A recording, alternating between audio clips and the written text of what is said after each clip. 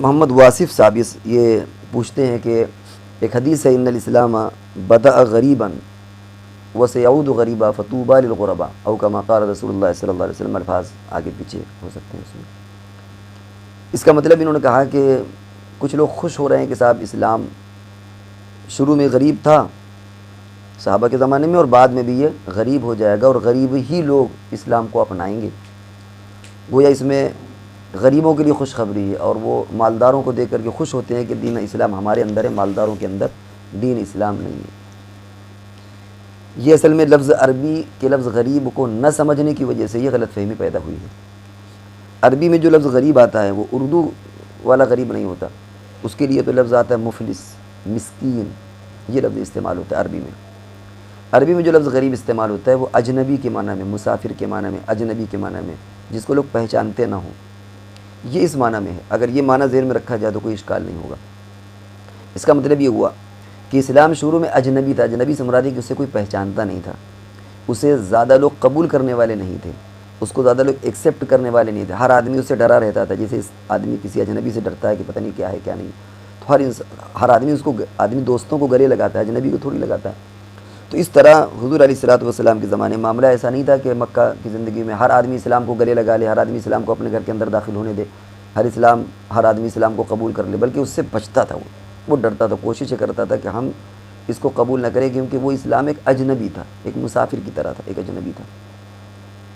اس پس منظر میں یہ ہے. ورنہ جس طریقے سے مکی زندگی ہو یا مدنی زندگی ہو، جیسے مالداروں نے، غریبوں نے اسلام کو قبول کیا، مالداروں نے بھی کیا، ریشیو میں فرق ہو سکتا ہے 60%، 40% یا 35 اور 65%، کہ بھائی غریبوں نے زیادہ قبول کیا، مالداروں نے کم، لیکن مالداروں نے بھی قبول کیا.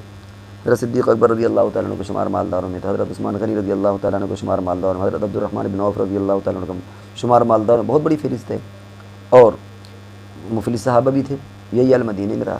اسلام دونوں نے قبول کیا، کم زیادہ کے ہو سکتا ہے، لیکن حضور علیہ الصلوۃ والسلام کا منشا وہاں یہ غربت اور امیر ہونا اور غریب ہونا مراد نہیں ہے کہ دولت مند ہے یا غریب، بلکہ وہاں منشا یہ ہے کہ اسلام کو کوئی پہچاننے والا نہیں تھا.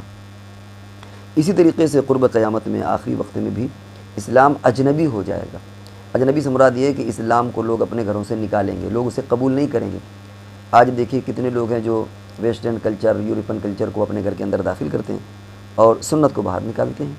ان کے گھر کا رہن سہن ہو یا ہماری زندگی ہو، کتنے ڈے منائے جاتے ہیں، یہ برتھ ڈے، سالگرہ اور بچے کا اور دنیا بھر کی یہ سب چیزیں کیا ہیں، یہ اسلامی چیزیں نہیں. تو آدمی اس کو گلے لگائے گا جو اسلام کے خلاف جو رسم و رواج ہیں، اور جو اسلام کی چیزیں ہیں ان کو آدمی باہر کرے گا، ان سے ڈرے گا کہ یار اس چیز کو اپنا لیا تو کیا ہوگا، اس کو اپنا لیا.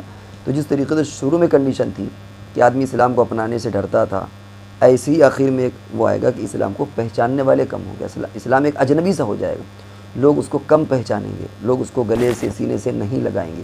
یہ مطلب ہے. یہ مطلب نہیں ہے کہ آخر وقت میں مالدار حضرات جو ہیں وہ اسلام کا ان سے کوئی تعلق نہیں ہوگا، اور جو غریب لوگ ہوں گے ان کا تعلق ہوگا. یہ حدیث کا مطلب نہیں ہے. کیونکہ اگر گمراہ مالدار ہوتے ہیں تو غریب بھی ہوتے ہیں. آج قادیانیت اور بہت سے فتنے ہیں جو غربت کی وجہ سے پنپ رہے ہیں. لوگ مال کا لالچ دیتے ہیں، لوگ آدمی اپنے ایمان کا سودا کر لیتا ہے. ارتداد، کبھی کبھی مرتد آدمی ہوتا ہے، اپنے مذہب کو چھوڑتا ہے، کیوں؟ پیسے کے لالچ مل گئی. مالدار کم مرتد ہوتے ہیں دوسرے، لیکن غریبوں کا ڈر رہتا ہے کہ کہیں انسانوں کے پیسے کی لالچ میں آ کر کے بدل دیں اپنے مذہب کو. اور فطوبى للغرباء، تو حضور علیہ السلام نے فرمایا خوشخبری ہے ان لوگوں کے لیے جو اجنبیوں کی طرح ہوں گے گویا، اور اسلام کو اپنے سینے سے لگائیں گے، اسلام کی تہذیب کو اپنائیں گے. حضور علیہ السلام وہ چاہے مالدار ہوں اور چاہے وہ غریب ہو. تو خلاصہ اس کا یہ کہ یہ جو اردو والا غریب ہے یہ غریب مراد نہیں ہے، بلکہ اردو کے لیے جو غریب ہے، عربی میں اس کے لفظ مسکین اور مفلس کا لفظ آتا ہے. اور یہ جو لفظ غریب ہے یہ اجنبی کے معنی میں، اوپرا، اجنبی ہونا جسے لوگ نہ پہچانتے ہوں. اور ظاہر بات اس اعتبار سے دیکھیں گے تو حضور علیہ الصلوۃ والسلام کے زمانے میں جو صورتحال تھی، آج بھی تقریباً وہی صورتحال ہے. وہ آخر میں جو زمانہ قریب آئے گا قیامت کے، اسی طرح کی صورتحال پیدا ہوگی.